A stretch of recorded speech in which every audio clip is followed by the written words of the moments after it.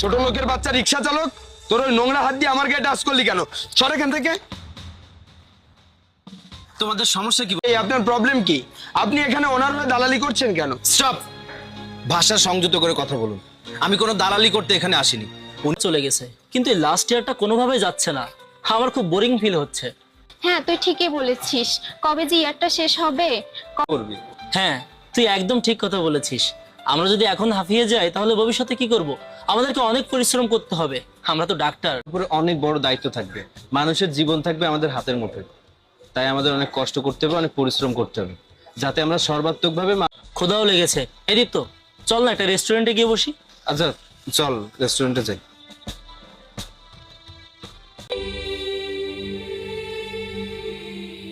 বাবাজি, ভাড়া তো 30 টাকা, 20 টাকা দিলেন যে। চাচা আমি গরিব মানুষ, আমাকে ঠকাবেন কেন? দেখো আমার ইমার্জেন্সি কাজ আছে, তোমাকে ভাড়া যেটা দিয়েছি সেটাই রাখো। আরে তুমি তো চালাও সামান্য রিক্সা, এত ছোট লোকের বাচ্চা রিক্সা চালক, তোর ওই নোংরা হাত দিয়ে আমার গায়ে টাচ করলি কেন? সর এখান থেকে। তোমাদের সমস্যা কি বলো তো? করবে এনারা, এনাদের মতো বড় লোকেরা। এই ভাই, আপনি কি কথাগুলো ওনাকে বলে বলে আমাকে শোনাচ্ছেন? অবশেষে তাহলে বুঝতে পেরেছেন যে কত করে কথা বলছেন। সে তার মাথার ঘাম পায়ে ফেলে রিক্সা চালিয়ে আপনাকে এখানে পৌঁছে দিয়েছে। আপনি কি করেছেন? তাকে ন্যায্য ভাড়া দেওয়া তো দূরের কথা, ঘাট ধাক্কা দিয়ে তাকে আসেনি। উনি আমার বাবা, আর উনি রিক্সা চালিয়ে আমাকে ডাক্তারিও পড়াচ্ছেন। মানে উনি রিক্সা চালিয়ে আপনাকে ডাক্তারি পড়াচ্ছেন? কেন? শিখুন, তাদেরকে সম্মান করতে শিখুন। পকেট ভর্তি টাকা থাকলেই ভদ্রলোক হওয়া যায় না। ভদ্রলোক হতে গেলে শিক্ষা জরুরি, যেটা আপনার মধ্যে নেই। থাক বাবা। বাবা, তুমি আজ থেকে রিক্সা চালাবে না। আচ্ছা বাবা, আমি যদি রিক্সা না চালাই, সংসারের খরচ, তোর ডাক্তারি পড়ার খরচ, এগুলো আমি গরম করিস না। দেখ, আর কিছুদিন পরে তো তুই ডাক্তার হয়ে বেরোবি, তখন হয় রিক্সা চালানো বাদ দিয়ে দেবো। চল বাবা।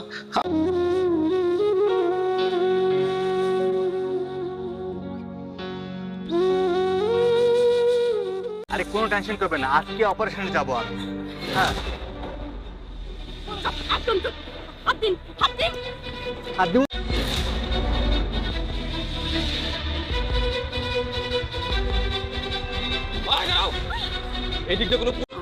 এইখান দিয়েই যাচ্ছিল, অনেকক্ষণ ধরে ফলো করে আসতেছি, এই জায়গায় এসে হারিয়ে গেল।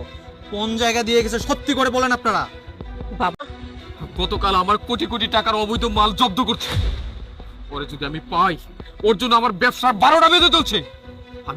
এই পুলিশ অফিসারকে তো এই এলাকায় থাকতে দেওয়া যাবে না, যেভাবেই হোক ওকে জব্দ করতে হবে।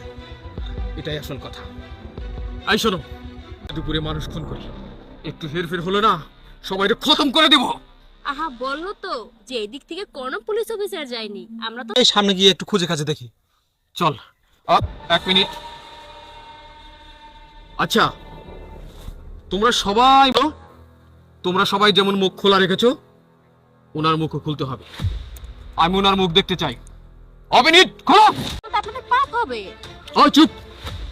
পাপ পুণ্যের হিসাব যদি করি, এই রাস্তায় নামতাম না।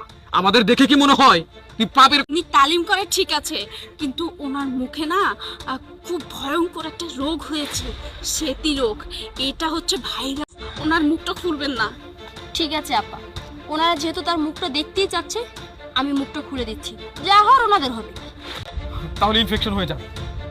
আচ্ছা ঠিক আছে, এই চলো তোমরা। করেছি, প্লিজ আমাদেরকে ক্ষমা করে দিবেন। আরে ক্ষমা কেন চাচ্ছেন? আপনারা তো আমার জীবন বাঁচিয়েছেন। আচ্ছা বাবা, ওনারা কারা? আর গতকাল ওদের আমি বড় একটা চালান ধরেছি, যার জন্য ওরা আমাকে মারার জন্য হন্য হয়ে খুঁজছে। স্যার, আপনি ঠিক না। আসলে সত্যি কথা বলতে আমি একা চলি না, আমি ফোর্স নিয়ে চলি। আজকে আমার ডিউটি শেষ, আমি বাসে যাচ্ছিলাম, কিন্তু এই তার মতো পুলিশ অফিসার আমাদের এলাকায় খুব দরকার। এই জন্যই আমরা বাঁচিয়েছি আপনাকে। আপনাদের মতো করে আমার অফিসার অনেক খারাপ, ঘুষ খায়, খারাপ কাজ করে, কিন্তু সবাই তো এক না, তাই না? অনেক সৎ পুলিশ অফিসার আছেন, আর সৎ পুলিশ অফিসার আছে।